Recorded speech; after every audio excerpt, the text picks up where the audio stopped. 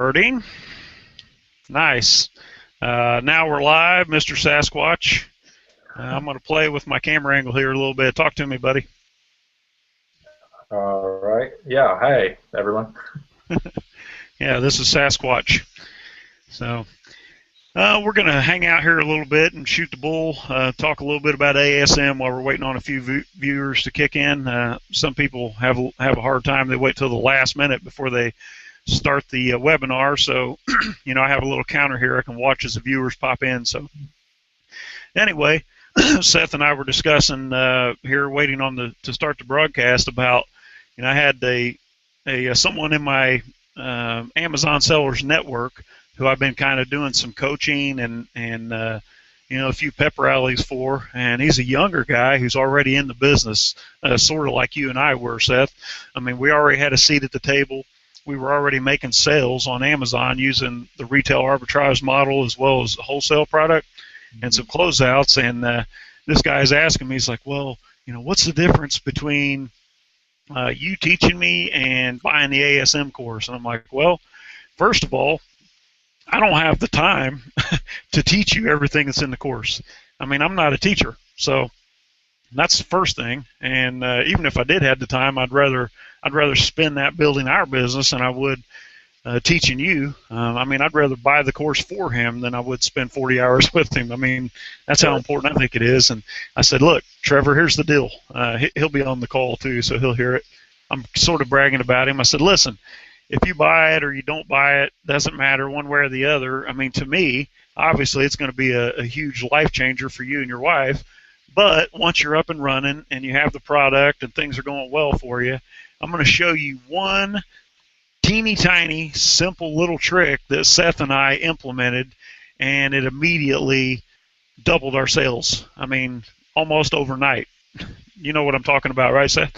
Yeah. That's a great little trick. Yeah, it's a great little trick. So I think for us, it was like Seth defines it as like the aha moment of when we were like, oh, stupid. And I can't believe I didn't think of that. And then as soon as we started implementing that trick, it's kind of hidden. It's hidden in an interview that I was watching, and I kind of heard, like, I don't know, what they call read between the lines, I guess. I sort of heard it come out indirectly in the conversation. I'm like, oh, my God, I can't believe I didn't think about that. And as soon as we implemented that trick, it just immediately launched our business into the stratosphere, if you will, because it literally doubled our sales. Yeah. Yeah, you probably want to hang on to that trick, Shawn. Be a little tight-lipped with that one. Yeah. Well, I promised Trevor that, once he joins the family, and gets in with Amazon and starts getting his product branded and gets up to doing 10 or 20,000 a month, that I would give him the trick, just because, he's a good kid. He needs to make the money, and he's sort of, on the fence about the whole ASM thing because he's reading all these chat rooms and all these, online reviews, supposedly of Amazon or amazing selling machine. And I think the thing that he's missing is that most people, personally, I have never heard anyone say to me or anywhere in my presence that ASM is not worth the money or, it's not a high value information. But, I can imagine the people that would complain about ASM and the cost or give it a bad review, or the people who are looking for this magic trick, like this magic wand they can just wave over their business and automatically all the problems go away and they immediately have a highly successful business with no work and no effort. And that's just not possible. Right.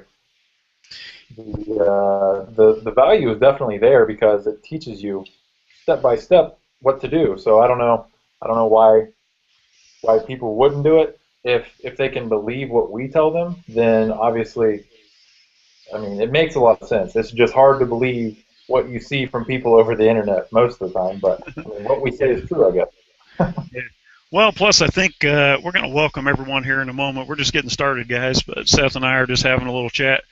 But I think it's important to recognize that most of the people are going to give a bad review on something. Either, I don't think it's really from their personal experience. I think it's just their opinion of someone else's experience that they read, and it kind of makes them feel special to go in and slam somebody. And for everyone that I know that has actually implemented the ASM system, or even a small percentage of it, has achieved, I mean, success beyond what they actually set out to do. I mean, us included. So, be careful what you read on the internet, guys, and just think about how many times you've personally went out there and give something a good review, went out of your way to talk about how great it was, but every single time you feel like you got the short end of the stick or got cheated, you don't waste any time to go on there and write a bad review about something. So talk to the people who are actually using the system, who are doing well with it, and ask them what they would pay for it today. And like I said last night, Seth, if I could go back and know back then what I know now about ASM and the value that was included in that system, I would pay $25,000 for it, hands down, and maybe even more. Mm-hmm. That's your cue to say something smart. Well, I think, yeah, you're exactly right, but it's so hard for people to really see the value before they. I mean, they're buying it with the belief that it's going to make a difference, but we know it's going to make a difference, and that's why you're willing to pay the big price tag, but they don't really know it yet. So yeah, absolutely. So, I got kind of it wasn't really heated, so to speak, but sorry, I'm sending out a couple links here, guys, because people are having a hard time finding us. Never fails.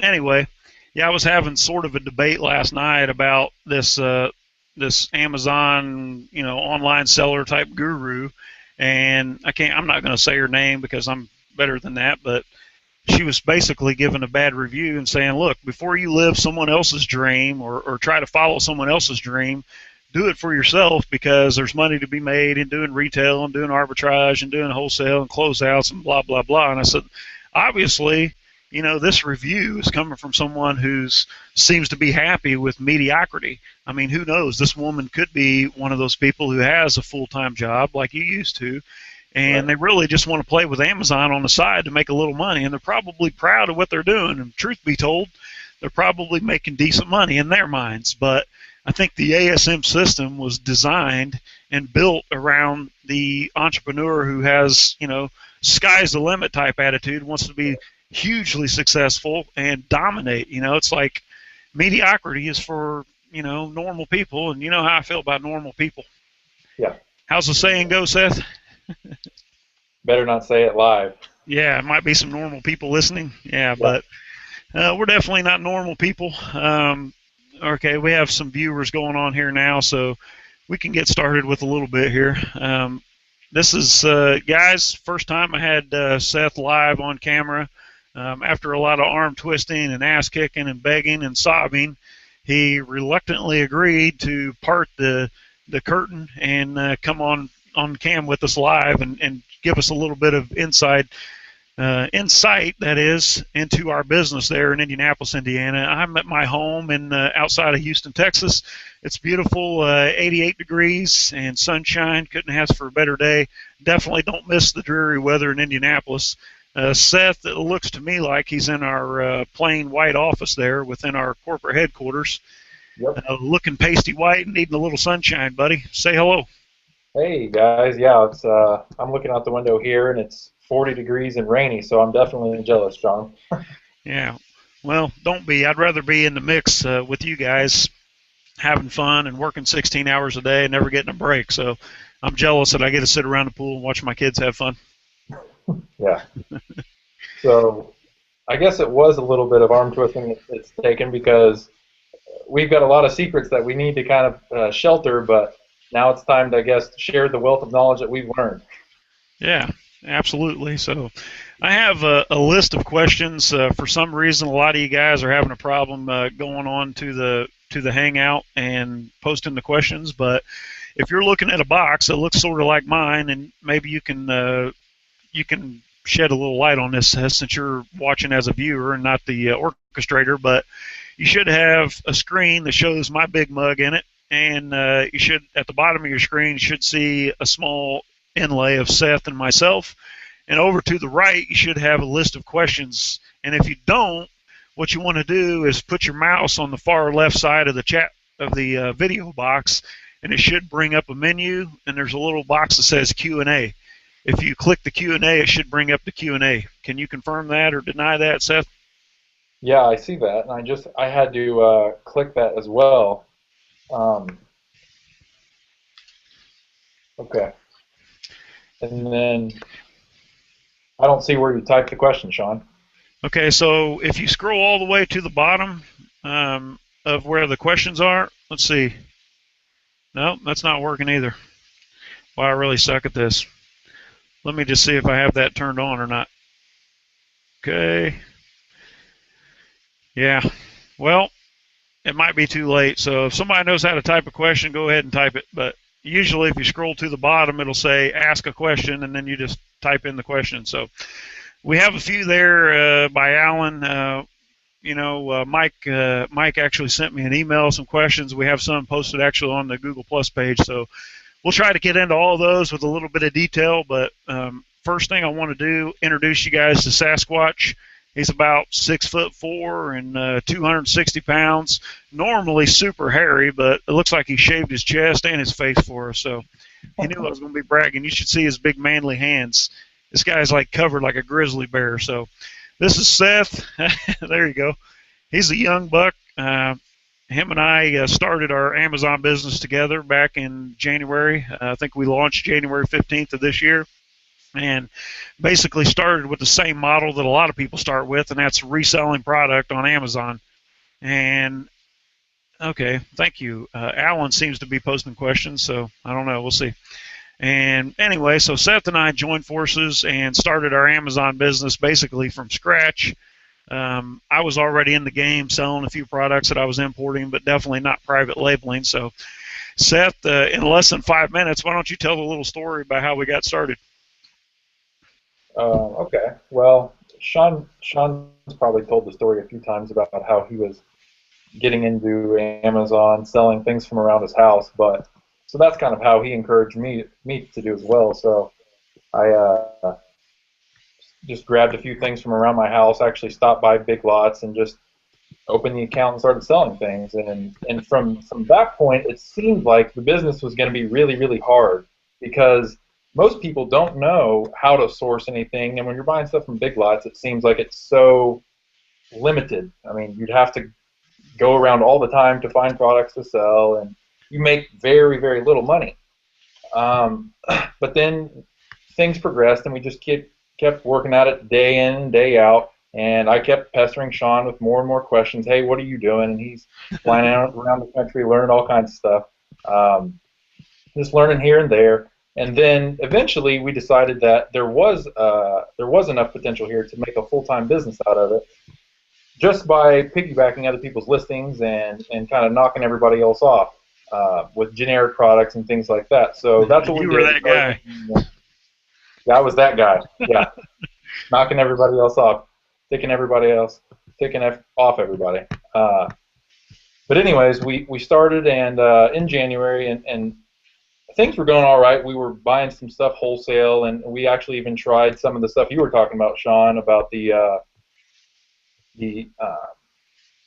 I guess where the closeouts were what you were talking about earlier, where Right. she was kind of a proponent of that model and retail arbitrage and stuff like that. But once we got exposed to the ASM system and private label branding, that's when we really exploded. And just working at it every single day is where you're gonna see the biggest difference. If you're always sitting on the sidelines, never doing anything, you're never gonna get ahead. But just think about this. So like a year ago, I was buying things from Big Lots for 50 cents and selling them for $4 and making 50 cents, literally.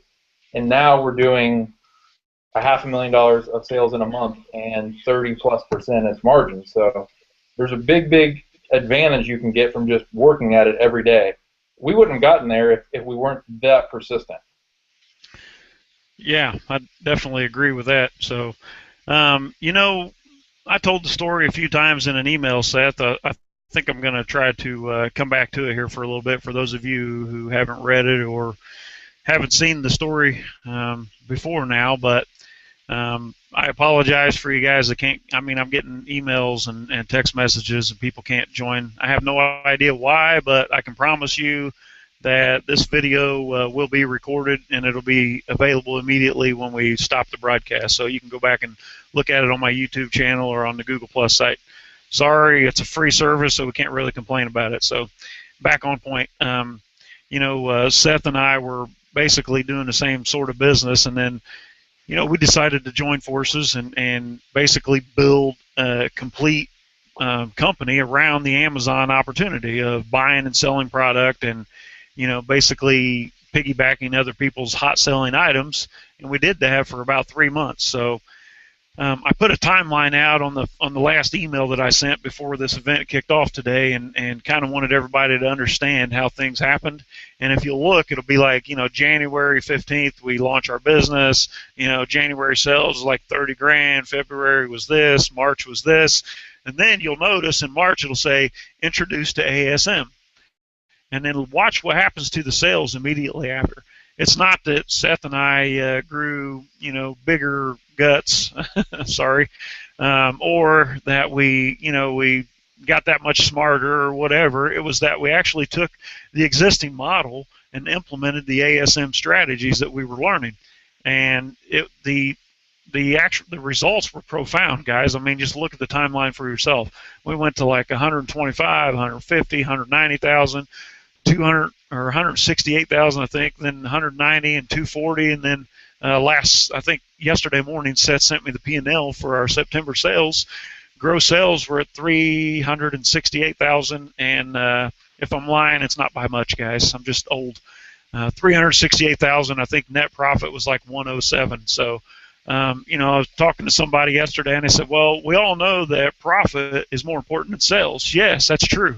But when we were doing $50,000 a month using retail arbitrage, I think our net profit was like 10%. I mean, we were making $5-6 grand. It was ridiculous for the amount of work that was going into it. And the real bummer for me was, we would join a hot listing, and it's kind of like what we call a race to the bottom when it comes to price.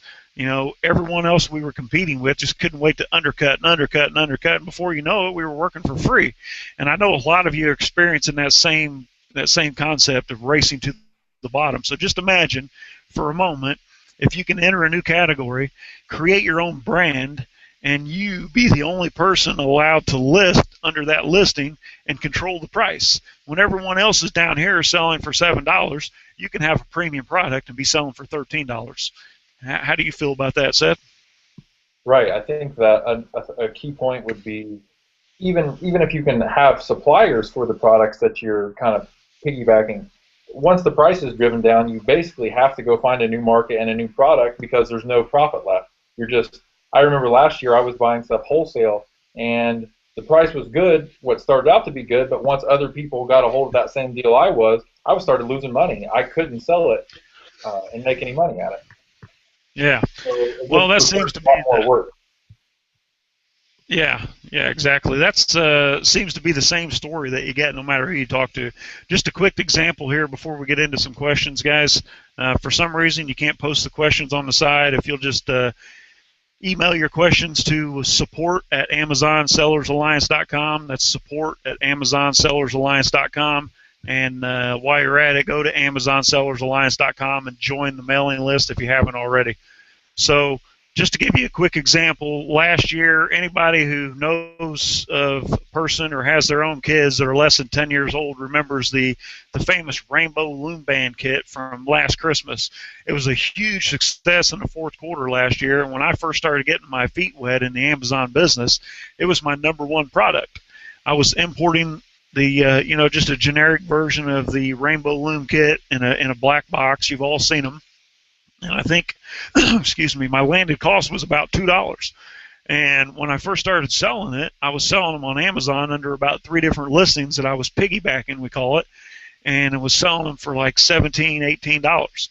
So naturally, seeing the opportunity there, I go out and buy like 20,000 of these loom kits. So I sink like 40 grand in inventory, and my garage is literally packed with boxes of loom bands. And I think, wow, I'm going to make like $200,000-$300,000 going, into Christmas. Well, a short 3 or 4 weeks later, when the product actually arrived from China from my supplier, that same loom band kit was selling for like $8. So I'm thinking, well, $8 I can still make money. So I send in a ton of inventory to FBA, and by probably about this time, or maybe end of October, early November, that loom kit was being sold FBA for $5.99.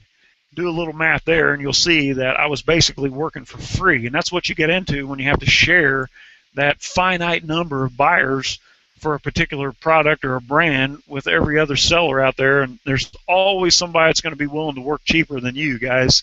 I mean, I used to be in the flea market industry and not actually selling at flea markets, but I would wholesale, and I was a supplier for flea market goods. And what would happen, my customer may be paying me $5 for an item, and it has a $20 retail value at the flea market. So they're making a lot of money weekend after weekend going and selling the product, making $15. Well, what happens inevitably in the flea market or any other business that with a low barrier to entry, similar to Amazon, is people will see these guys out there selling this product for $20 that they know they can buy from the local wholesaler for $5. So next thing you know, everybody and his daddy is selling the same product at the flea market.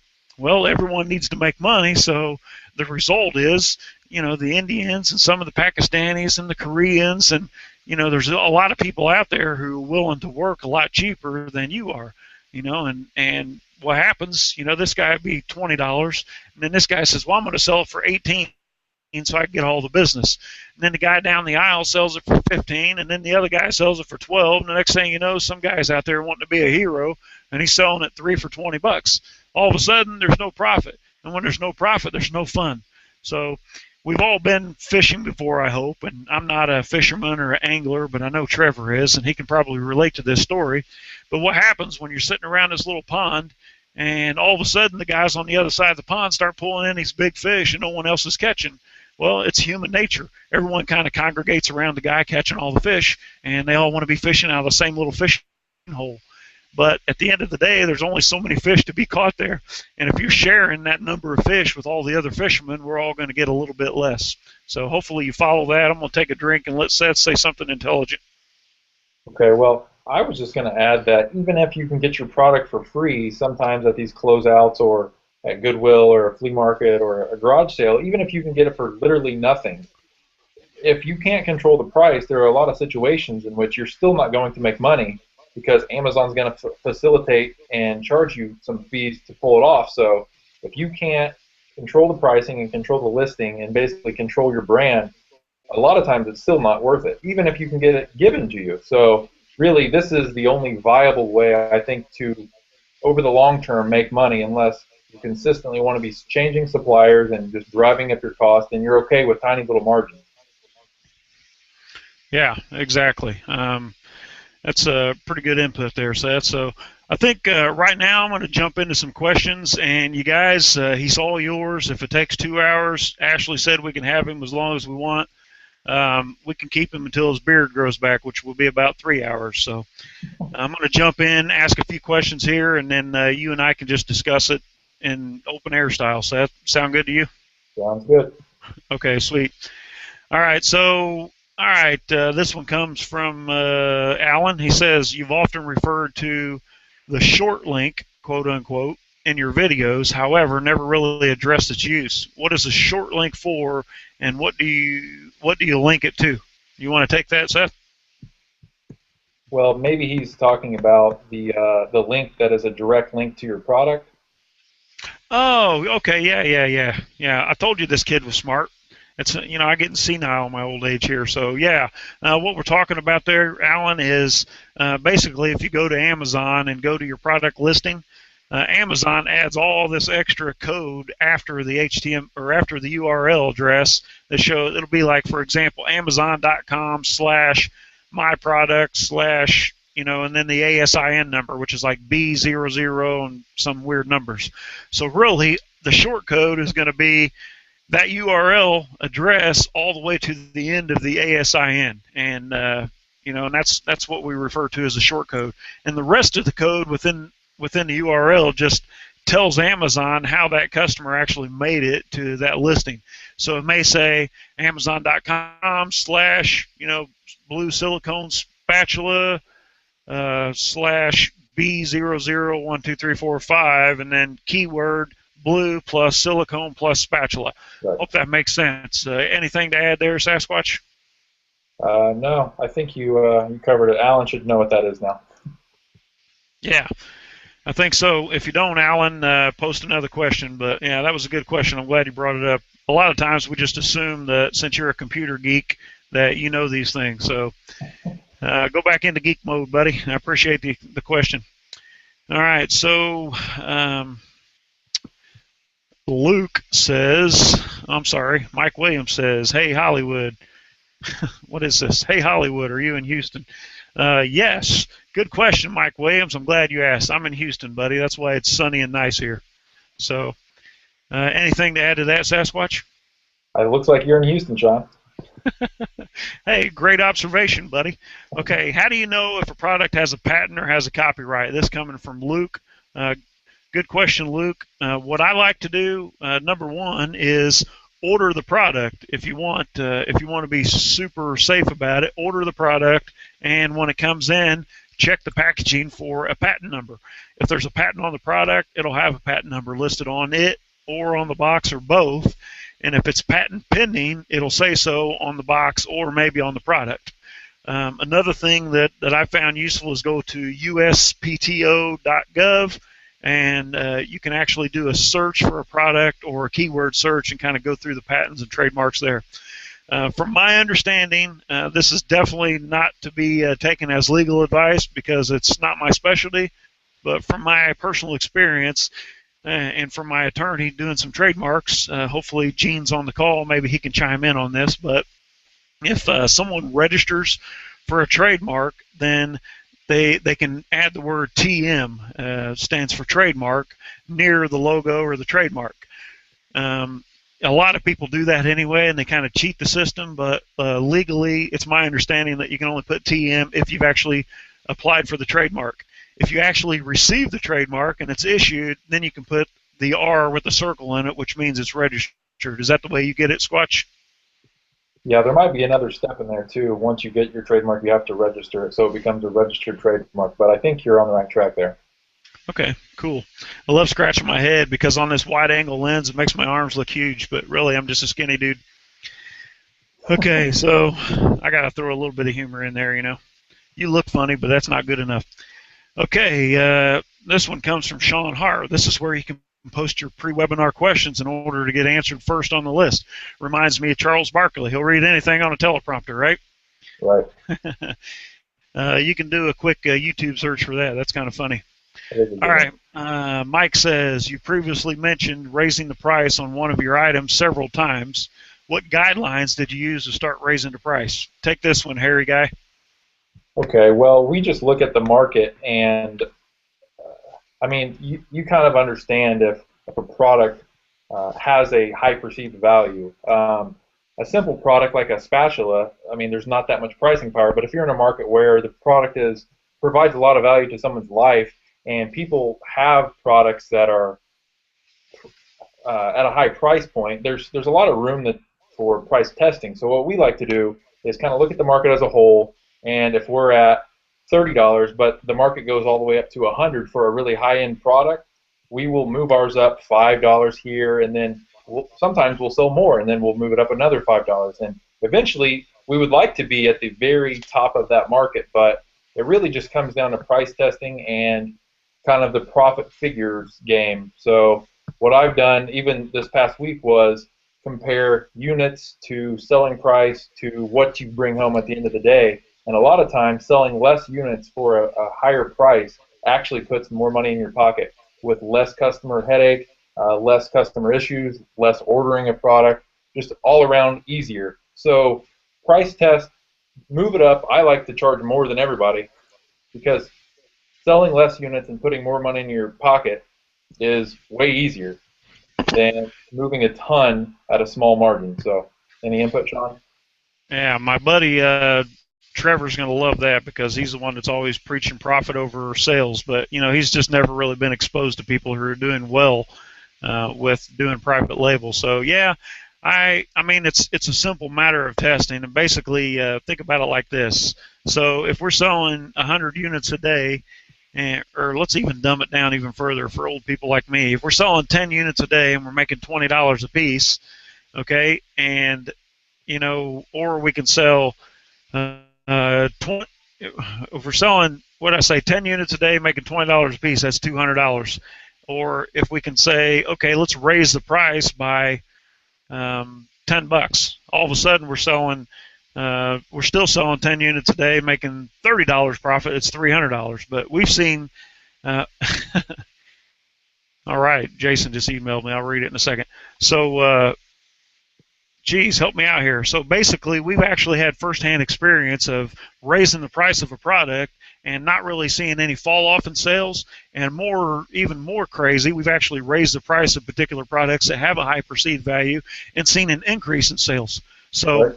a lot of things out there, especially things that, like I said, have a high perceived value, people really don't want a cheap version of it. I mean, if someone goes to Amazon, it's not like the guy that goes to the flea market looking for a deal. They're going to Amazon to get fast, convenient shopping, next day free delivery in a lot of cases, and they're not necessarily price sensitive. A lot of people are, but not everyone. Like, for example, if I was going to go to Amazon, we'll say, and buy a lift chair, for my grandmother, I don't want a $200 or $300 lift chair because we all know that you get what you pay for. Lift chairs are going to be, I'm thinking they're like $2,000, right? If I have one for $400, I'm not really interested because I'm thinking, okay, this is cheap Chinese junk. So if I see a lift chair for $700 or $800, I think that's kind of the sweet spot for me. I want something that seems like it's good quality, seems like it's decent price, but definitely not the cheapest. And I don't think I'm alone in that theory. So, like Seth says, if we can make the same profit and sell more units, or we can make more profit and sell half the units, we're right back where we started. It'd Right. be like raising the price of that ghost product that we're discussing. All of a sudden, we're making $40 a piece instead of 20, and we sell 5 instead of 10. We're still making the same $200, but we have half the work, half the returns, half the headache, half the customers. So Right. I Even think if that's what you were getting at. Yeah, and even if you make the same amount of profit, there's still something to be said for selling less units because overall there's less headache. And if people are wanting to run this as a lifestyle business, I mean, less headache is what they're after. Less input, time input, everything. So it just makes a lot of sense. Okay, sorry, I'm looking at people's emails. It cracks me up what they come up with. All right, so let's see. Next question. That was a good question too, by the way. I forget who asked it, but Eddie says, I've heard that using Amazon's platform as your only selling channel is risky. If Amazon boots you, oh man, my screen just moved. If Amazon boots you off for any arbitrary reason, you're out of business. So do you recommend that we sell from our own website, Shopify, BigCommerce, and link to Amazon? Definitely a good question, Eddie, and this is something that we kick around our office all the time. We think that it's very important to find some revenue off of Amazon for the exact reason you're talking about. And if I stole this from somebody listening, sue me, but the way we see it is that, at the end of the day, we're building our house or our business, so to speak, on Amazon ground. Amazon owns the ground under your feet. We don't have a lease on it. We don't have a deed. And if someday they want to throw us out, the option's theirs. I mean, we have no control. So if you want one person or one entity controlling 100% of your business, then yeah, sell on Amazon only. But Seth and I, and you probably don't know this yet, Eddie, but when you go back through and look at some of my videos, you'll see we sell on a lot of different platforms, and we try to find new platforms every day because, like I said, at the end of the day, it's Amazon's rules. If they don't want you in the game, then you're out. And I think it's really important that we do that. So it's a real good question, and I'll let Seth chime in on that one.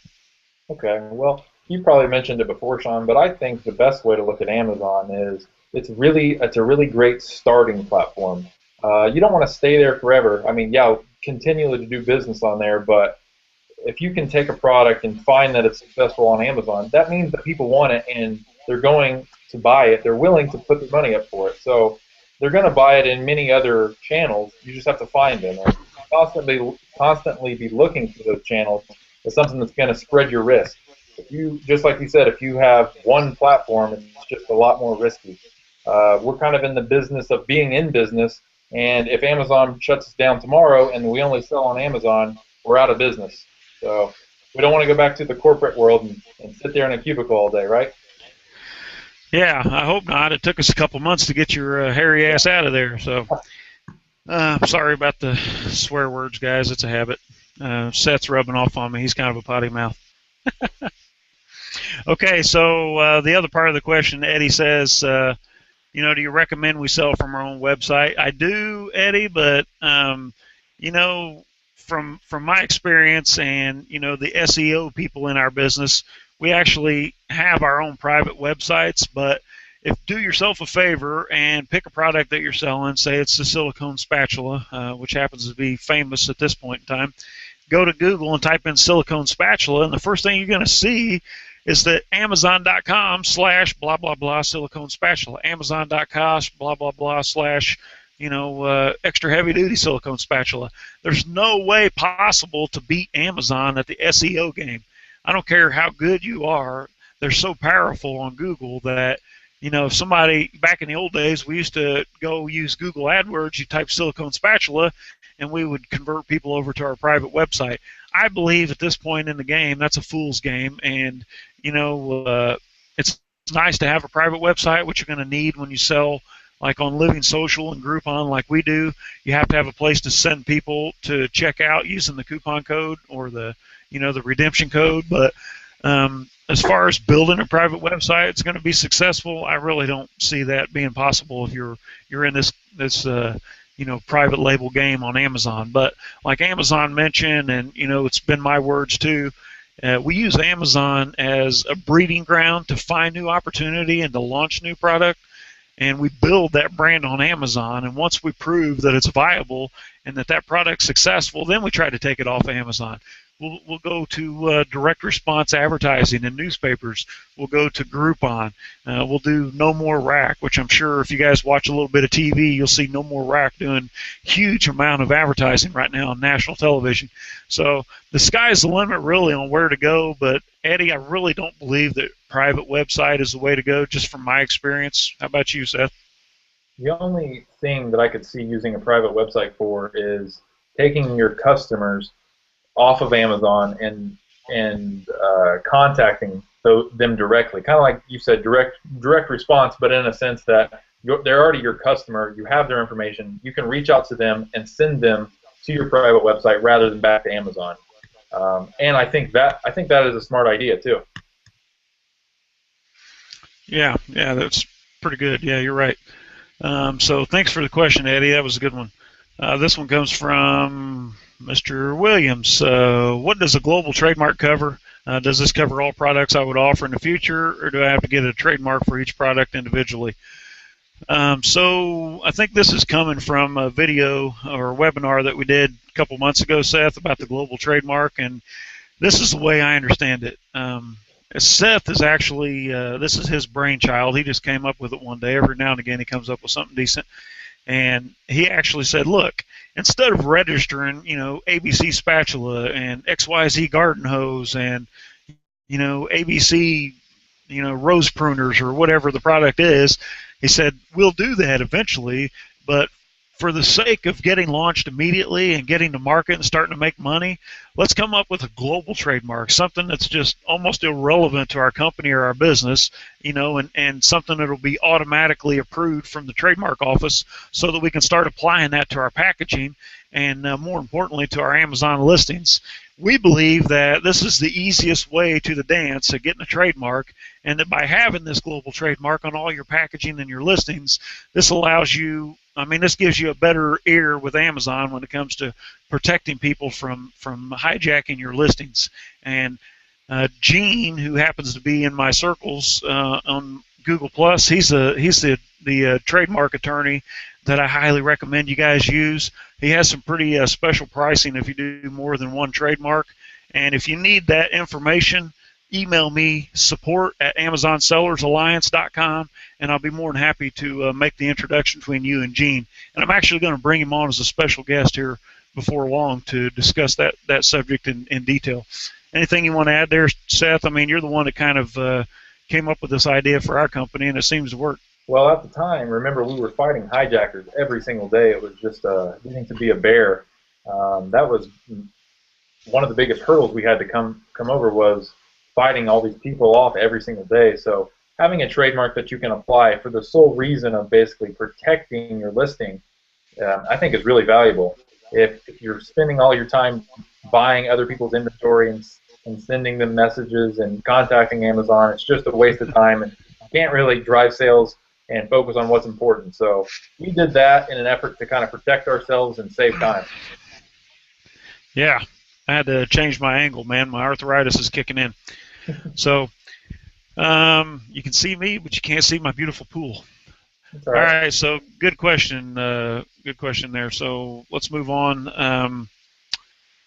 You previously mentioned raising the price on one of your items several times. What guidelines did you use to raise? I think we already answered that. Okay. What other venues for product sales other than Amazon do you use? This is a real good question. So you want to start, Seth? Okay. Well, I think you kind of touched on some of them. The deal sites, which the big ones are Living Social and Groupon, and then touching your customers directly, having your customer list that you can download from Amazon. You can mail them letters. Sometimes if you do merchant fulfilled stuff, you can get their phone number and actually have outbound calls to your customers. And then you also have direct response newspapers, uh, newspaper advertising, Google AdWords, which you touched on. We've not had that much success with driving traffic to our website, but reaching out to our customers directly, we've done okay with. Um, and then the other contacts we have with QVC, the Home Shopping Network, there's a multitude of channels I think that you've probably mentioned in the past, Shawn. Yeah, I have. Seth covered most of it, but really, guys, what we have to do, we have to get the product up and running, and we have to really kind of think outside the Amazon box. The little smiley face box. Perfect example.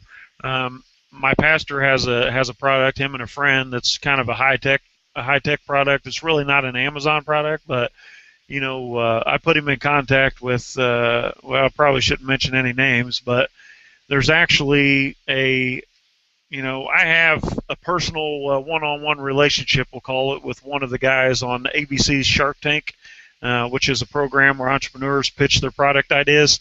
So I turned this product over to this gentleman who's, I've worked with in the past on other deals, and he seems to think it's a winner for direct response TV. So basically, he's going to take this product, which could be my product or yours or anyone else's, and he's going to probably design or develop and shoot a 30-minute infomercial to pitch this product going into the fourth quarter. I mean, that's just one way to promote something, outside of the online world, because the people who actually buy product on TV, there's a little bit of crossover, but they're kind of different animal. They're wired a little bit differently than like myself, who I buy everything I can possibly on Amazon.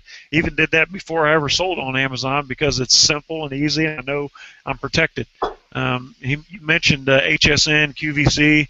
I have a guy who's in his 80s who's been selling on QVC and HSN before I was even in diapers. So this gentleman here has an inside connection. Anytime we want to do something on HSN or QVC, it's simply, I just email him the product, and he'll ask a few questions, and he'll pitch it to him. He actually has an office in St. Petersburg, Clearwater area, right almost within the HSN facility, so it's pretty simple.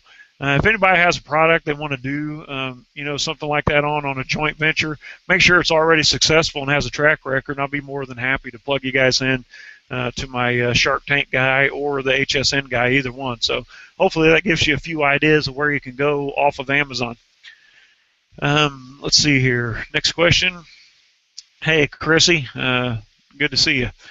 Do you ever ship from the manufacturer in China straight to Amazon to save on shipping costs and time? And do you always have it sent to you to inspect and process? Thanks. So, good question, Chrissy. I'm sure I've covered this in past videos, so I got to call you out on that. But absolutely, if we get what are you smiling about, Sasquatch?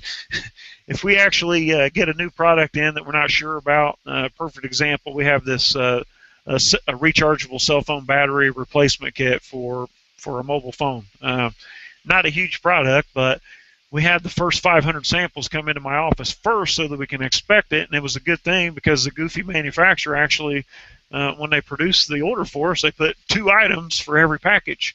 Well, our Amazon listing sells 1 per package. So had we shipped that directly to FBA without first inspecting it and educating the supplier, it would have, it probably wouldn't have got kicked out, but it'd cost us double because the silly manufacturer put 2 items per box instead of 1. So I think, and probably because I'm not sitting there with Seth and the guys to inspect everything that comes in, but I believe that you should get a sample, at least 1 or 2 samples in first, if not your first order of 100 or so come to your house or your office, open the box, and kind of get the customer's experience. And when it comes to opening that product up for the first time and seeing what it looks like, how it feels, the packaging, that sort of thing, and make sure that it jives with your listing.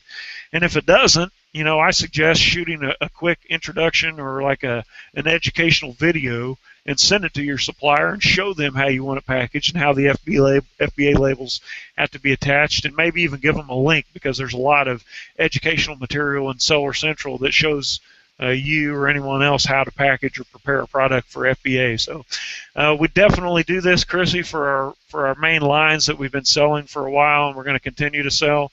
Our manufacturer, we place the order, they do the labeling, they package it based on our specifications, 50 per box or whatever that is, and then we will create the FBA labels as well as the packing list within Seller Central and email them the PDF of that, the PDF file for those lists, so they can easily print them out and apply them to the product as well as the packing list to the box. Sound good to you, Seth? Yeah, and another thing you can do is before your manufacturer ships out the product, just have them send you pictures of each individual product and how it's packaged. And did you hear that, guys? He said pitcher, like a baseball pitcher. It happens all the time. It drives me nuts. So it's picture with a C. Come on, Seth. I can't hear you, Shawn. I'm with you though. Oh, you're with me? Okay. Yeah. Maybe I unplugged myself here. If you guys just have them send you a picture of the product in the box. You did it again. Then you'll be able to know with confidence that what Amazon's going to get is what they need to be getting. Because sometimes we've gotten shipments in that have been just broken boxes, all this stuff. But have them send you some pictures so you can know what's going on, and you should be fine. Cool. I'm going to let you answer this next question because our special guest has showed up. I'm going to introduce you guys to somebody who's going to blow your mind if I can get him to join the panel here. So I'll read the question, Seth, and then you jump into it, and I'm going to try to manipulate things here to bring Dylan on board with us. Sound good? Okay. Okay, so first a quote. Mike says, I remember a George Douglas quote on pricing. Quote, profit is prosperity, volume is vanity, unquote. Pretty decent. Appreciate you sharing that with us, Mike. I couldn't agree more. Gary Baird, sorry if I butchered the name. Can this be done well using U.S. manufacturers? Go for that, Seth. Yeah, our specialty has been with China because Chinese labor is so much cheaper, and they do so much volume that's kind of what their country is built for at this point. America is more kind of the thinking work at this point. So finding manufacturers, number one, is sometimes hard, and then finding manufacturers who produce the product that you want at the price that makes sense is another difficult thing sometimes. But we've had a few people on here, Shawn, I think, that have had some success with some U.S. manufacturers. I just think that if you're going to be in business, in this business, it makes a lot of sense to be outside the U.S. Pricing's going to be better. A lot of those countries are more equipped for manufacturing, so I think you'd be better off to spend your time learning about China and really kind of just ignore the U.S. for the most part. But there are a few instances where it might make sense.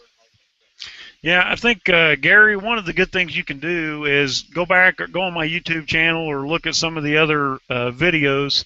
And I did an interview a couple weeks ago with the Amazon giant named Brandon, and he's actually one of the most successful people I know that's sourcing product here in the states.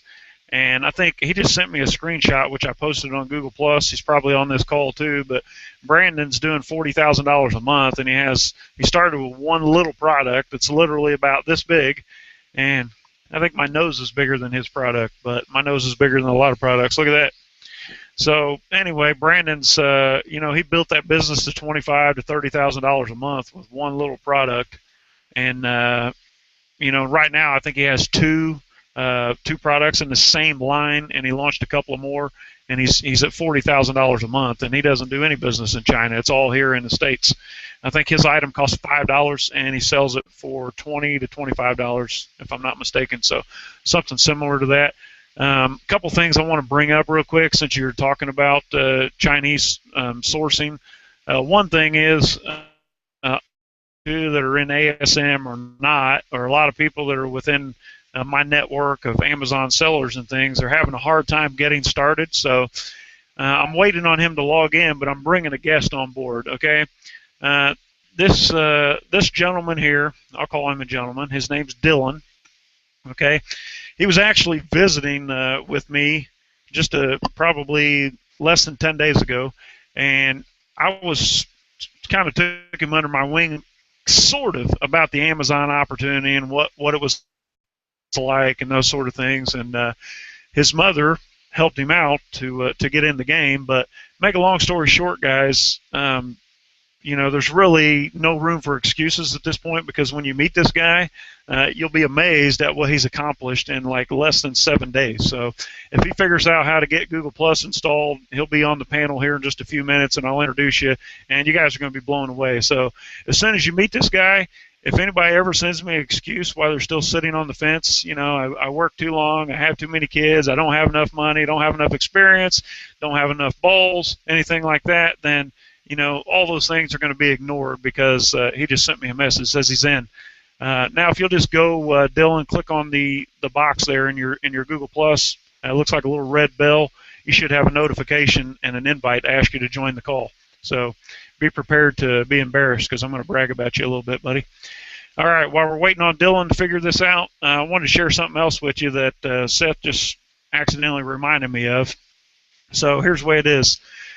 There's this online marketing, information marketing guru who, okay, here he comes, who I actually look up to quite a bit, because he's a hell of a sales guy.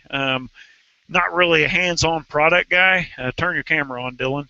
But this guy, he's famous. I don't want to put his name out here, because I wouldn't want him doing that to me, but just put it this way. I seen this morning that he'd already sold about 250 ASM memberships in the last 2 days as an affiliate. So super high-powered guy, very, very, very well respected in the industry.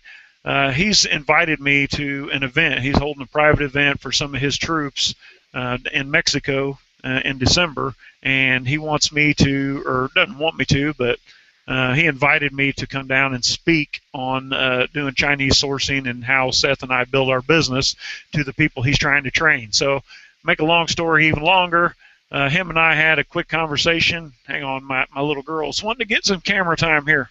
Here we go. This is Heaven, in case you haven't met her yet. Say hi. Now watch her start mocking me. So anyway, look, Harry Sasquatch is laughing at you.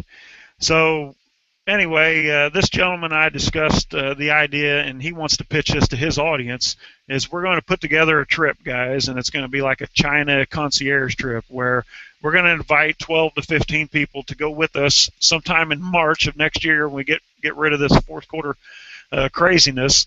We're going to take 12 to 15 people with us to China, to what I call my sweet spot, or the honey hole, or the best kept secret in China.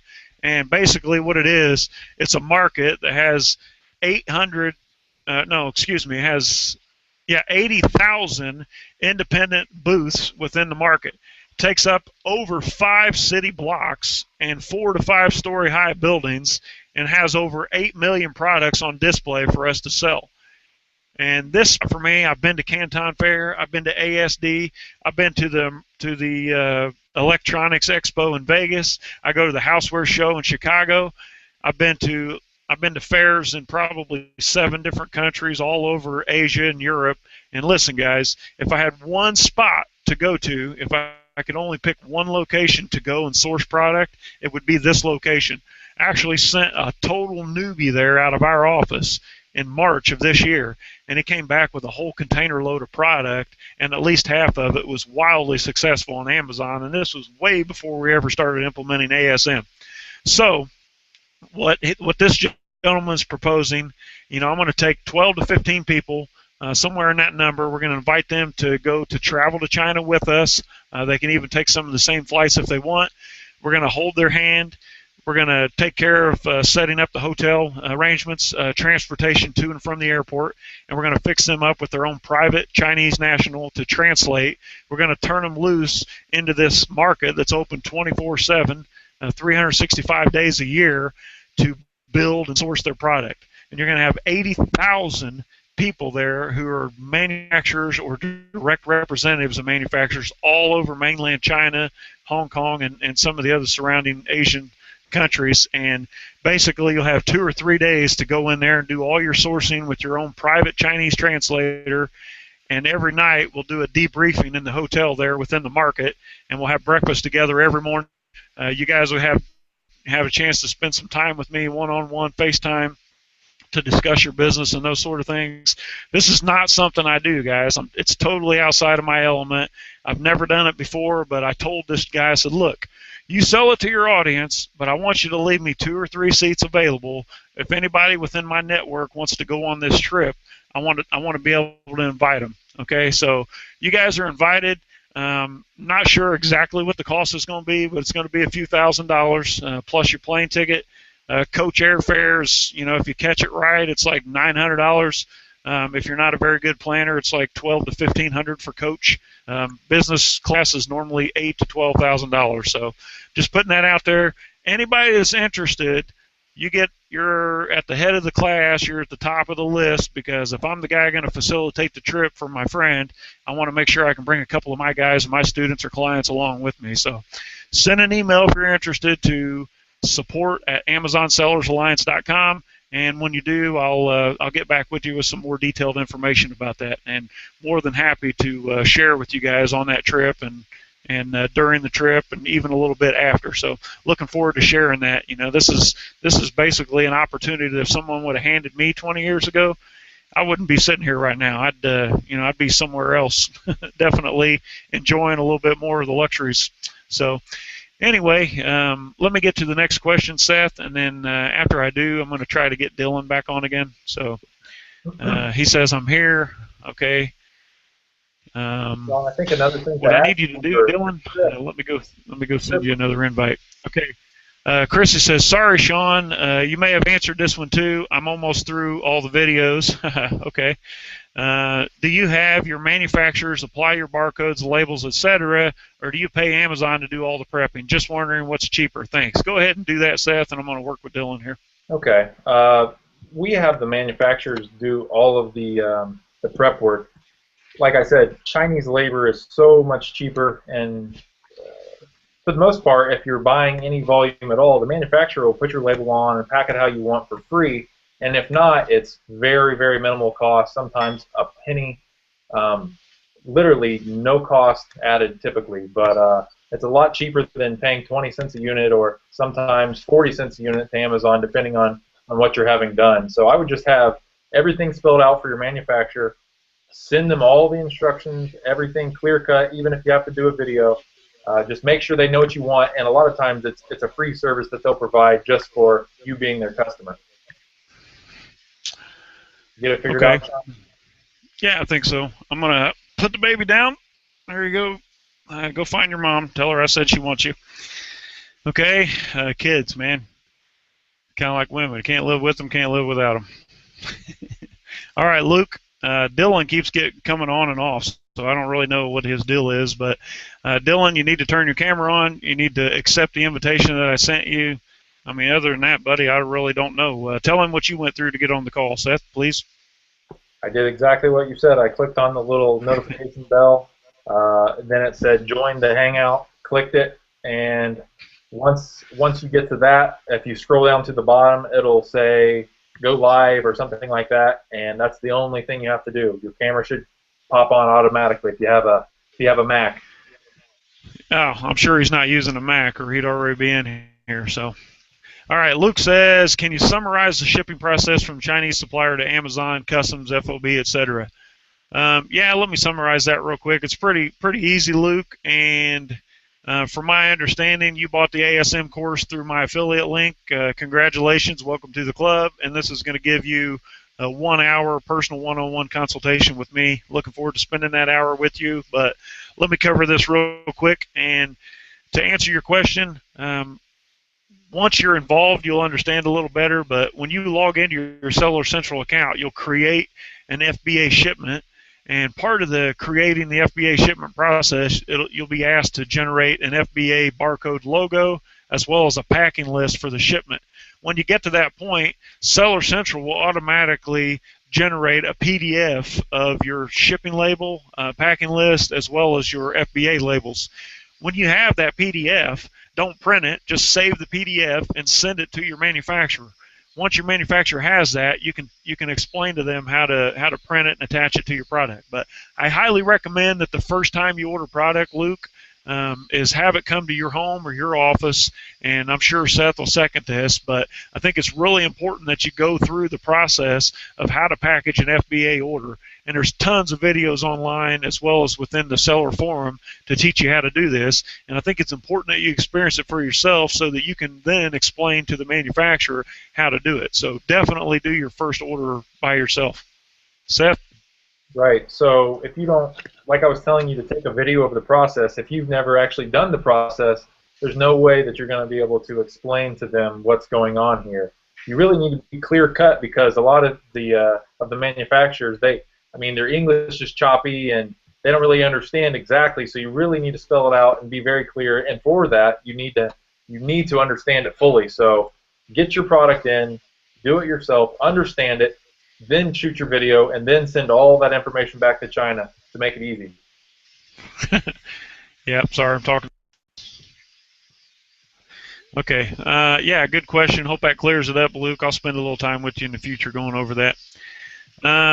If the item does have a patent, can you still rebrand it and sell it as your own as long as you don't use their name? No, absolutely not. If it has a patent, run from it. Chances are you'll get away with it for a while, like the slap chop you're giving me an example of, but if it's a patent and the people are willing to protect the patent, don't even bother with it. I mean, there's thousands and thousands of opportunities out there, and I can think of only one product that we've launched using the ASM system that wasn't wildly successful, and that's because it was covered by a patent that didn't come up in our due diligence, which really isn't all that extensive. We got it up and running, got it ranked on page, was making sales, got a cease and desist order from the patent owner that says, hey, tell us where you bought it, ship us your inventory, and give us all the profit you made from it. Cease and desist immediately. Well, long story short, we just cease and desist and threw the product away, and that was it. So if it has a patent, run from it. It's not worth it, Luke. And, I've been sued enough to know that if somebody wants to protect it, they can. So hopefully there's a distinction there, Shawn. So he's asking about if it's private label, does that protect you from the patent laws? Well, patent would mean that the product itself, like the design, is patented. Trademark would be something where you could brand it yourself and be okay. You can't really sell the same product if it's patented because they patented that technology and that design. The trademark is just their brand. Okay, yeah, I'm glad you caught that. So, yeah, if the product's patented, that's a utility patent, means how the product works, what it does, how it functions, that sort of thing. Trademark is totally different. So, yeah, if it's not patented but it's trademarked, yeah, just put your own trademark or create your own brand name and rebrand the products. It's really it's just a matter of changing the packaging. I mean, the manufacturer will seriously give you a template that they just say, here, add the words that you want on the template. Change the colors, do whatever you want. If you can copy and paste, you can do it. I've done it, and I can barely even spell PDF. So moving forward, would it be worth it to start small with a product to sell while going through the system and improve the listing while we learn? Absolutely. I mean, I think a lot of people, not me because of my ADD personality, being attracted to everything I see, a lot of people that I've talked to that bit off more than they can chew in the beginning, if their biggest regret, Luke, is jumping in and trying to conquer too many things at once. And I think I told Seth, before, if I had it all do over again, before I even invited him to join forces or anything else, I think I would have just taken one product, went completely through the system, and did as well as I possibly could with it. That way I would validate the whole process for myself and then run with it before I started adding on. So I think what you're asking is, if it's not something, if you don't have to be successful on this overnight, I mean, if you don't have to produce sales on Amazon to pay your rent,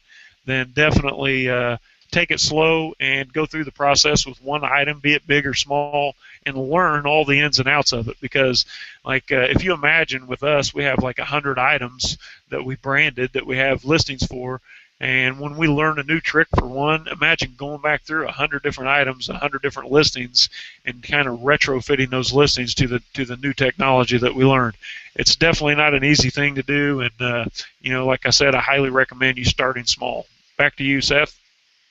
Well, I think that, yeah, that's a really good point, but I think that the biggest thing that a lot of people miss is that they just don't do anything. If you're going through the course and you don't have a product, just go buy something. You can't sell anything if you don't have something to sell. So I think that you just need to get in the game, as Shawn says, and be persistent and constantly be looking to grow and to learn. And if you're working at it every single day, you're eventually going to get where you want to be. But if you're always sitting on the sidelines and never actually taking any action, you can learn as much as you want, but if you've never actually purchased some product, if you never actually put your listing up, you're never going to make any sales, you're never going to make any money, and your life is always going to be the same. So you have to be persistent and you have to actually take action. Yeah, well said, Seth. Thanks for sharing that. So here's where we're at now, guys. Dylan apparently doesn't have a very good Wi-Fi connection, so I told him to just join the call audio only. You're not going to be able to see his pretty face, but you'll get the point when I depose him a little bit. So come on in, Dylan. Shut the camera off to save bandwidth. And anyway, do what you got to do. He's messaging to me, so let's just move forward. Hopefully that answers your question, Luke. Okay, let's see. This one comes from Eddie in Houston, my neighbor. Do you have a method to find reliable, ethical Chinese manufacturers? What? Was that an oxymoron? No, I'm just kidding. Do you have a broker, or do you just suggest we first start with a manufacturer from the U.S. to gain experience and then graduate overseas? Okay, real good question, Eddie. Ed, he also purchased the ASM program through my affiliate link. Thank you, Ed. You fed my family a little bit. Appreciate it. Sasquatch is my family. And let's see. Sorry, somebody just got over you here. Get there. To find a reliable, ethical manufacturer. Okay, so good question. Where I like to start is, it's easier for me, first of all, just putting this out here for full disclosure purposes. We actually have an office in China with a full staff for sourcing because I've actually been buying product in China for several years, a decade or more now. And so it's a little easier for me. But if I wanted to find a quote-unquote ethical Chinese manufacturer, the first thing you have to do is kind of do a little bit of due diligence on the address, because first of all, you have manufacturers who are good at producing product. Then you have salespeople who are good at marketing product.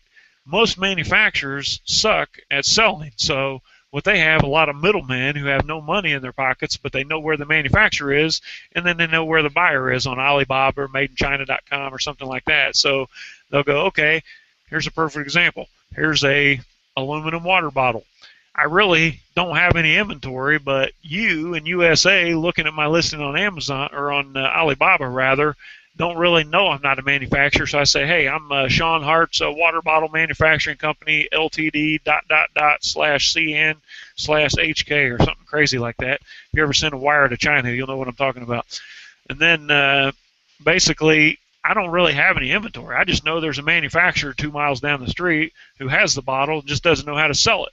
So I make a listing, and you contact me via the website, and you want to buy the water bottle. So I just say, okay, my cost is $1.95. I'm going to sell it to you for $2.25, and I'm going to make 30 cents a bottle, and your minimum order is 5,000 pieces. You wire me your money. Western Union, PayPal, these are all red flags. I mean, I wouldn't be scared to do business with it, but every manufacturer in China that I've ever dealt with has what's called an ABC bank. If you just ask them, do you have a do you have an ABC account? That stands for Agricultural Bank of China. If they don't have an ABC account, they're not a manufacturer. It's not the end of the world, but it just means you're dealing with a middleman who's going to go down there and buy it and sell it at a markup. Chances are they're not going to cheat you. The only time I've ever been cheated dealing with a middleman in China is when I wired like $1,200 over there to buy a bunch of knockoff Coach handbags for my wife to sell at one of her jewelry parties, and they just took the money and stole it from me. I've done millions and millions and millions of dollars in business in China, and I personally pushed the release button on wires for multiple millions of dollars, and always have that feeling in the back of my mind. I'm like, wow, I hope this actually makes it to the right manufacturer or something like that. And to this day, I've never been cheated directly. The Chinese, what they like to do is kind of pencil whip you a little bit. And what I mean by that is, they'll mark the price up, or they'll cheat a little bit on the materials, make it a little cheaper, just keep driving the price down more and more and more. But for the most part, if they have an Agricultural Bank of China ABC account, call it, you'll sound like you know what you're talking about. And just do a Google Earth search for their address. If they give you an address to their factory, and you do a Google Earth search for it, and you find out that it's in some high rise and it's suite number 304 in Hong Kong, well, guess what? It's not a manufacturer, it's a middleman. Which, like I said, doesn't make him a bad guy. He's just an opportunist out there trying to make a little margin. So just keep in mind that you're not getting the best price and the best service. The manufacturer wants to establish long-term relationships, where the middleman or the trade man, they call it in China, just wants to get a little money. For the most part, they're not going to take your money and run. They're going to deliver you something. May not be the best quality, but having at least one fishing pole in the pond is better than not having any. So hopefully that answers your question. There's really no right or wrong way to do it. There's no system. I would not use a broker. Brokers are just the people who are going to add on to the cost. If you join us on the China trip, I don't know if that's something that's even interesting to you or not, but if you join us on the trip, you'll be plugged in directly to manufacturers, and you'll have a direct line of communication and pricing with them. So hopefully that answers your question, Eddie, and I appreciate it. Okay, so what methods do you recommend for traffic generation to your listing? This comes from AG. Go for it, Seth. Okay, well, everything that we do that's gotten success has been internally within Amazon. We haven't had any solid proof that creating backlinks and Facebook pages and Twitter pages and all these things, we haven't had any proof that actually those things generate more sales. So we do things internally like PPC and other promotional things within Amazon itself. Anything external, I think, is kind of a waste of time as far as what we've tried. We've tried a lot of things, but never really got that great of results. Shawn, do you have anything? Yeah, actually I do. I think that one of the things that I found to drive traffic from outside of Amazon is YouTube. I don't think a lot of us realize how much traffic YouTube generates, and basically what I mean by that is we actually, early on we started implementing some of the ASM systems. We actually created some YouTube videos and made some pretty key-rich descriptions. So when someone would go in and search for the main product on Google, they would see a video of our, to our or a link or whatever, show up in organic search to our product on YouTube, and go view the YouTube video about the product, which is kind of a demonstration of the product. And then within the video and under the video, there'd be a link using that short link that Alan was talking about earlier on the call. And that link will take them directly to our Amazon listing and be able to generate traffic that way. To me, I think that if someone would actually utilize YouTube to its full potential and create a lot of videos that are keyword rich, I think that outside of pay-per-click is the only really way to generate high converting traffic to your Amazon listing. Hopefully that answers your question there. Okay, do you think it'd be a good idea when you run out of inventory to change your listing to merchant fulfilled and place it in back order status so you keep selling? If I understand the question right, I say absolutely not. I think what this gentleman's trying to say is, if if I run out of inventory, I'm going to change my angle here, guys. Excuse me, the sun's a little bothersome. Um, what he's saying is, if you run out of inventory, should I basically go ahead and accept the orders and then call it back order and not fulfill the orders and kind of let them sandbag or build up? I say absolutely not, for several reasons. One of the biggest things that you can do to screw up your Amazon account is by not fulfilling the orders fast enough. And I think we've experienced a little bit of that on our own. So, if you run out of inventory, just bite the bullet and put the listing on merchant fulfilled, but actually make the inventory amount in stock equal to what you actually have available to ship. And when you're out, you're out. It'll just show currently unavailable. You don't actually get the exact same ranking that you had before you started, but when you're actually up and running again, you don't have to start from square one. And I think, Seth, we made this mistake before on our bedding product because we actually had a domestic supplier for the product. So we thought, okay, well, we're out of stock, so we'll just go ahead and run the listing, and when our product comes in, we'll fill out that order. But the guy didn't ship the order in time, so our order sit there and got older and older and older, and it was a huge hole that we had to dig ourselves out of. So anything you want to add there, Seth? Yeah, I think that doing that just puts your account at risk for Okay, wait one like, second. basically you're not going to gain that much, so it'll be a lot more valuable just to keep everything intact and in good standing with Amazon. One thing that you can do is, as you run down an inventory, instead of just letting it run out, maybe you'll raise the price a little to slow down sales and you'll collect more revenue. But that way it helps with keeping your keyword rank, and you're still having income coming in while you're waiting on your inventory to make it to FBA or to your house if you're doing merchant fulfillment. Yeah, that's pretty good. So hopefully I answered your question. I got Dylan here. I'm going to bring him on real quick, guys, and we may or may not lose him because he won't hold still long enough. Guy, I want you to look at this guy. What'd you do? Shave? Last time I seen this dude, he had a full beard. But I just want everybody to know this is Dylan. Dylan, how old are you, buddy? 16. 16. Wow. So what brought you into the Amazon business? Well, at first I saw mom do it, and then when I guess you kind of introduced me to it while I stood at your house that one week, and I was like, this is crazy. This can't be like how cool this opportunity is. Like I was. Yeah, I think what he's talking about here, guys, is he actually visited with me for a few days, but I think if you count the amount of time that I actually spent one-on-one, face-to-face with Dylan, how many hours or days do you think that was, Dylan, where you and I were one-on-one talking about Amazon? I don't know, cause you were there to help me most of the time, but a lot of the time I would get up 7 o'clock in the morning and I would be researching until everyone was awake. So let me just ask you real quick, Dylan, before you go, because there's a lot of people out there, man, that have a lot more resources than you do, a lot more time on their hands, a lot more experience, and a lot more network of people. Basically, the only person you know that's in the business world is myself. Everyone else in your family are professionals, educated professionals. I'm the only hustler or flea market guy, right? Yeah, I guess. Okay. Yeah. All right. So let me ask you: have you opened an Amazon account, seller's account? Yeah. Was it hard or easy? Yeah, it was easy.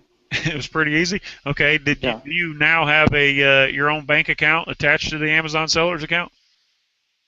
Yeah. I Okay. went and got that set up while I was there. Yeah, like immediately, right? You didn't sit on it. Yeah. Do you have a couple of products picked out already that you're interested in? Yeah, I actually have how you showed that one girl how to make a list of products on your YouTube channel. Yeah, I have a list like that going with 6 or 7 things. Sweet. All right, here's a tricky one. Have you actually reached out to Chinese manufacturers about those products and requested pricing quotes? Yeah. What? What the heck's the matter with you? You mean you actually do what people tell you to and you follow instruction? Yeah. So I have mean, you did anybody do it for you, or did you actually type the email yourself and send it out and respond to all the messages? I did it myself. You did. Okay. How many inquiries do you think you sent? Well, from clicking the compare thing to like get more than one inquiry at once, I think I probably sent around 20 or so. Wow. And how many responses have you gotten so far? Um, a whole like I have a folder that's in my email that's directly for Chinese manufacturers that sent messages back to me. All right. Let me tell you something about Dylan, guys. In case you haven't picked up on it yet, he's a pretty smart dude. He has a hell of a great hairdo too, which he'll show off for you here in a minute. But he's on vacation. He's been on fall break from school for the last 2 weeks. So I would wake up and my house was full of like 15 kids. It seems like, or at least it sounded like. I'd get up about 6:30 in the morning and go get a cup of coffee, and this little shit weasel would be sitting at the bar in the kitchen with his laptop out, and he'd be like, "Hey, Shawn, I'm glad you're up. I got a question for you. I want to know about this and this and this, and how do you do this and how do you do that?" And I'm so excited about it. So, Dylan, when did you get back from vacation? Like that's why my computer wasn't working correctly because I didn't have time to actually set it up and test it. But yeah, I got back like 20 minutes, an hour ago. Oh, sweet. So, are you ready to go to work on your business? Yeah. Like, how soon? When are you going to pull the trigger on an order in China? Um, well, I want to get the like we were gonna get samples soon, but I want to get like all you know how you have to design the packages and everything like that. Yeah, yeah. I mean, you don't have to, but yeah, I understand what you're saying. You're going to do that Yeah. before you actually get your samples? Um, no, I want to get the samples just so we can test if they're actually good before we send a design of the package to the manufacturer. Sweet. Okay, yeah, it sounds like something I would do myself. So, how old are you again, Dylan? I'm having a hard time believing this.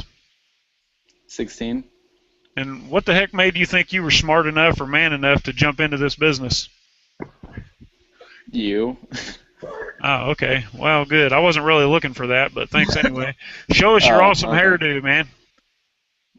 Well, yeah, I was in the car all day, so it's just like, Dude, that's wild. yeah, If yeah, I mine wouldn't know. turn It gray, I'd needs grow to it be. out that long. I think mine is already partially gray. You Is saw. it? So, when do you anticipate making your first sale or your first listing on your new Amazon account that you created while you're on vacation, supposed to have fun? Uh, I want to start it within a month, like within like 2 weeks at least. Within 2 weeks, you're going to have Well, at your most. listing. Actually, you're going to create the listing and have inventory at FBA within 2 weeks. Is that Okay, I right? don't think it would ship that fast, Okay, but so I want to, as, yeah. as soon as possible, then, right? Yeah. Why do you want to start so soon? Why don't you just wait for a while, make sure all your stars are aligned? Um, because this I like saw this as an opportunity to pay for college in a way, I guess. Like use this as a way to like because I'm gonna use it way past college if this actually works out, but this is a way to pay to go to college. I love this kid. Now you guys know why. So hopefully you're amazed. Here's a guy that has every excuse in the world. He's got to go to school. He's got a girlfriend demanding his time. You know, he's too young. He doesn't have enough money. Doesn't have enough contacts. But he's got balls of an elephant. I mean, this guy would blow my phone up asking me everything under the sun. I finally had to be like, Dylan, buddy, I'm working, man. I know I'm out of town and it's just a phone, but I'm busy doing something here. I'm willing to help you, but give me a chance here to breathe. I mean, it'd be like, bzz, bzz, bzz, bzz. I'm like, Jesus, I almost put him on ignore, guys. But talk about driven. This kid is driven, man. So here you heard it. 16-year-old kid, can't wait to get in business. Already made it light years ahead of most of the people that I met at the Vegas Live event. And fearless. I mean, this kid's fearless. He's negotiating with Chinese people. How does it feel, Dylan? Yeah, it feels pretty good that I actually got like as many messages back as I actually did because you remember at first like I wasn't getting any and then just out of nowhere like 20, 30 messages came through. Yeah, well, when you first started sending your messages, buddy, the Chinese were on one of their big stupid Chinese holidays that seemed to last forever. So, Oh. welcome to the club. It seems like every time we need something, the Chinese are on vacation. So, hey, put this in your calendar, guys. This is a Kodak moment. Take a screenshot. This is Dylan. I'm not going to throw his last name out there because he's a minor. If you don't believe me, look at his ID. I've seen it. This guy's got more women than Bill Clinton. I mean, super handsome dude, smart as all get out, and fearless. So tell everybody hello, Dylan, and give them a little confidence, if you will. Tell them that what you went through wasn't that hard, and if it was, tell them so. Like, well, I guess hi, but at first I had trouble, like, because Shawn, like, described a certain, like, way, like, the product was supposed to be, like, sized within a certain, you said it was supposed to be smaller than a loaf of bread, but that was hard for me to, like, get under like, at first when I was trying to decide on products, but slowly and slowly it got easier and easier to find the right products, and the more I actually watched his YouTube videos, the more I actually understood how to do it. And I can't say it's easy, but it's definitely a lot easier than I thought it would be now. If a dumb 16-year-old kid can do it, buddy, anybody can do it.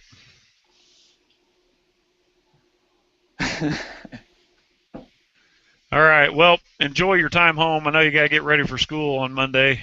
It was nice spending some time with you, and I'm here for you. So if you need anything, call Seth. Okay. All right. See you later, buddy. See ya. All right. So there you heard it, guys. 16-year-old Dylan. Can't wait to get started. He's already made huge moves as far as his age goes and his skill set. So this kid's going to University of Berkeley, California, and can't wait to get started in Amazon business. Hopefully we'll fuel his career from there. All right, back to the next question. Okay, that was a statement. Shawn, do you ever assist anyone source manufacture for the product in China? This comes from Jason. Jason, the answer in short is yes, but it comes with a little bit of a caveat. So you want to explain the system, Seth? Yeah, so typically, if we're going to source a product for you, we would have to believe in the market, and we would have to be interested in pursuing that market, and we would source it with the agreement that we'll sell it to you at our cost, but we will also compete alongside you. I mean, it's kind of a waste of time if there's nothing in it for us. We'll give you pricing transparency, but we also want to be in that market as well.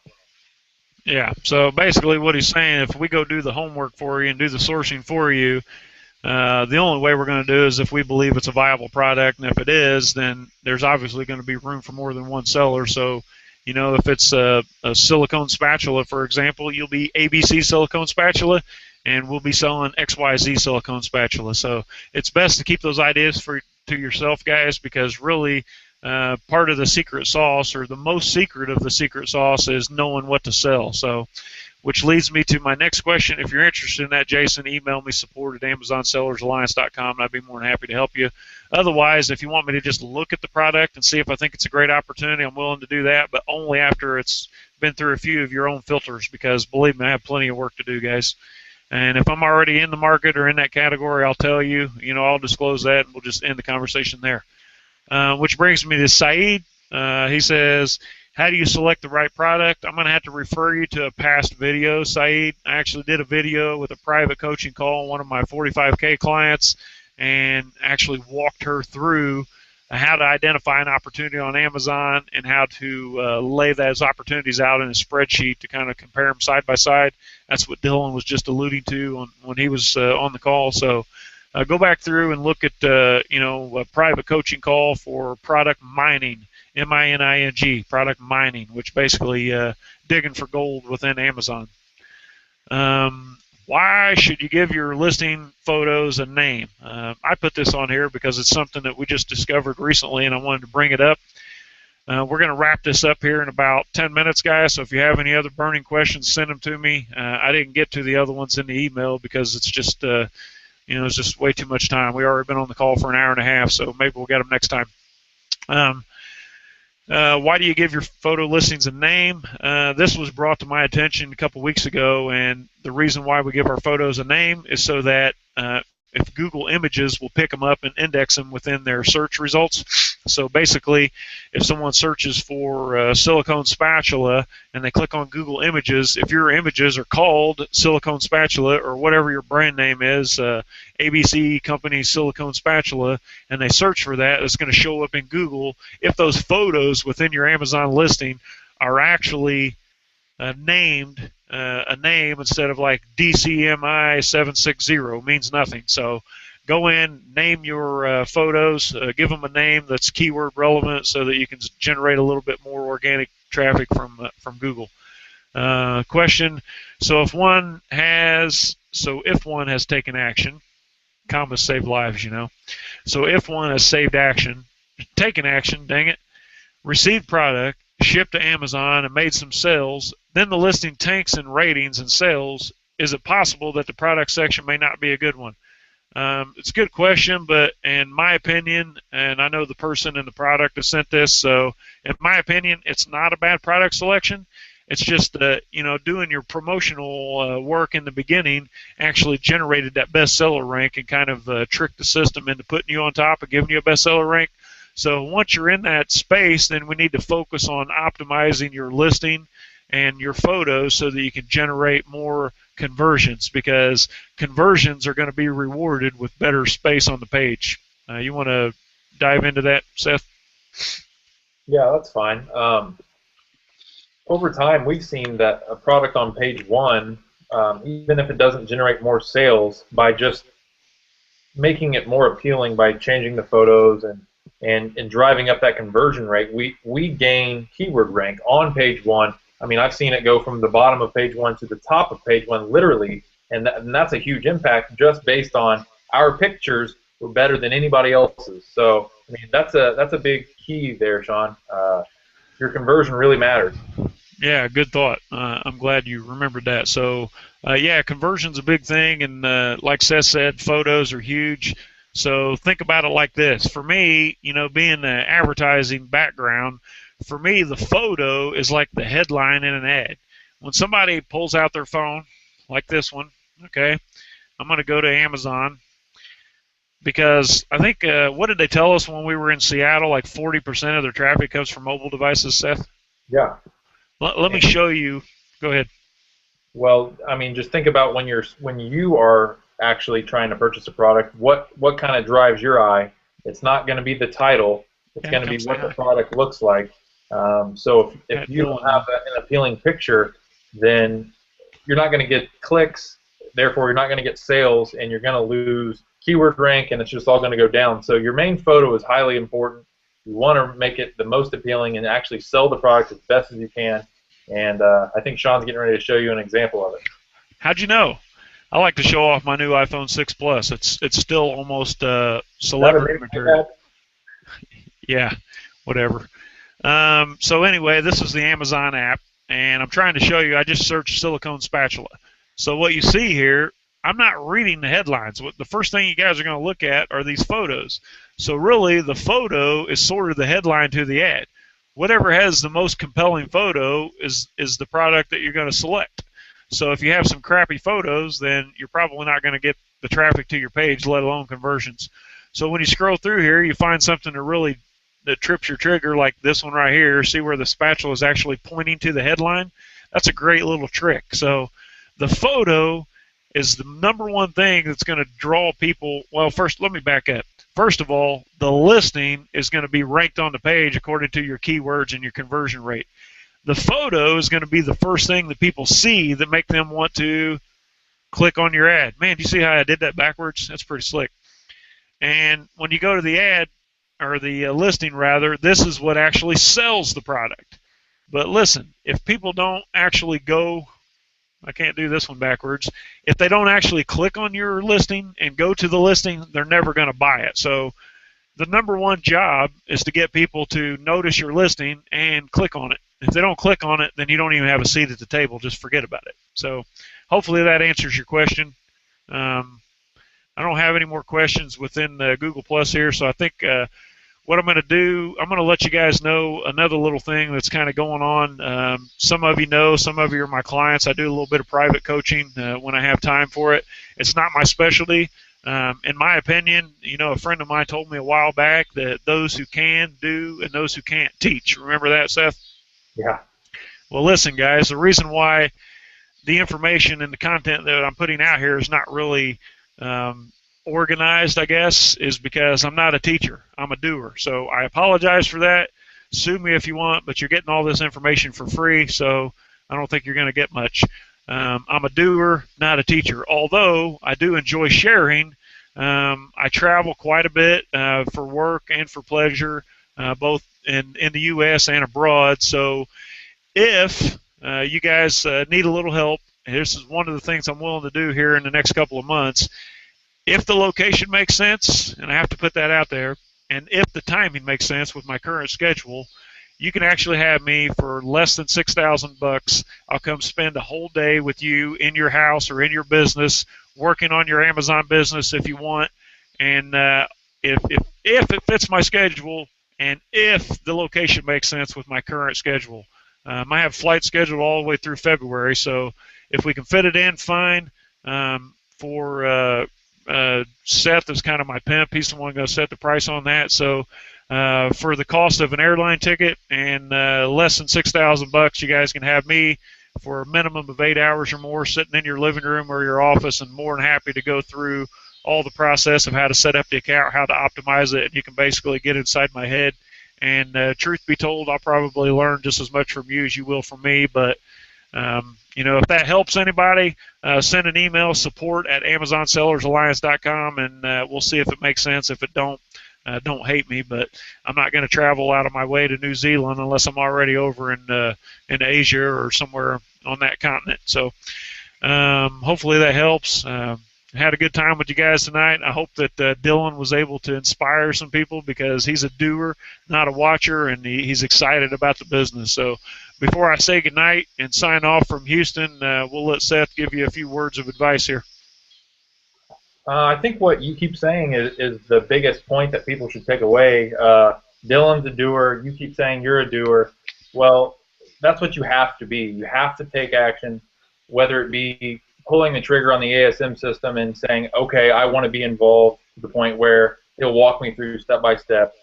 Setting up your Amazon account in the first place, that's just one little step, but you have to do it.